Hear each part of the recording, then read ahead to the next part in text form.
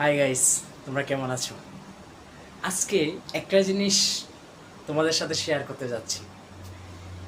কে জানি আজকে আমার বাবাকে বলতেছে, তোমার ছেলে তো লক্ষ লক্ষ টাকা ইনকাম করে।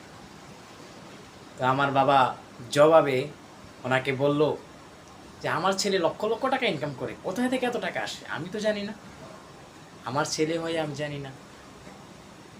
তো ওই ভদ্রলোক বলতেছে, তোমার ছেলে তো ইউটিউবার, তোমার ছেলে তো এখন কন্টেন্ট বানায়, কন্টেন্ট ক্রিয়েটার। আমার বাবা একটু সরল সোজা মানুষ। আমার বাবা বলতেছে, আমার ছেলে কন্টেন্ট ক্রিয়েটার, ও আমি তো জানি না, আমাকে তো কখনো বলে নাই, কন্টেন্ট ক্রিয়েটার কি?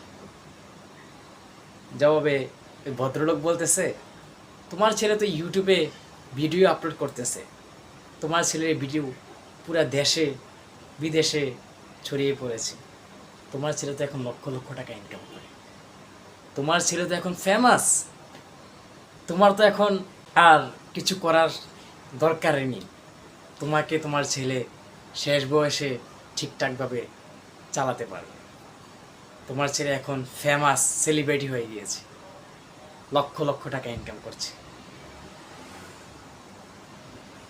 তার পরের দিন আমি ঘুম থেকে উঠলাম, আমার বাবা আমাকে এসে বলতেছে, কিরে উমর, তুই নাকি অনেক সেলিব্রিটি হয়ে গিয়েছস। তারপরে আমি বললাম, বাবা তোমাকে এ কথা কে বললো?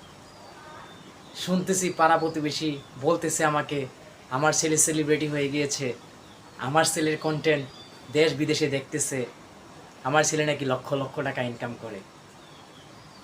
আমি জবাবে আমার বাবাকে বললাম, বাবা তুমি দোয়া করো, ইনশাআল্লাহ একদিন লক্ষ লক্ষ টাকা নয় কোটি কোটি টাকা ইনকাম করব, যদি তোমার দোয়া আমার সাথে থাকে। বাবা মুচকি এসে বলল, আমার দোয়া সব সময় তোর পাশে আছে, তুই এগিয়ে যা, আমার দোয়া তোর সাথে সব সময় চলাফেরা করবে ইনশাআল্লাহ। তারপরে আমি বাবাকে একটা সালাম দিয়ে ওই মুহূর্ত থেকে চলে আসলাম।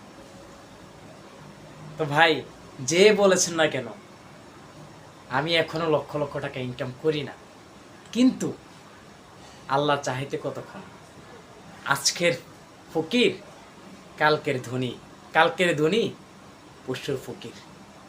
ইনশাআল্লাহ একদিন আমার বাবার মুখে আমি হাসি ফোটাবই।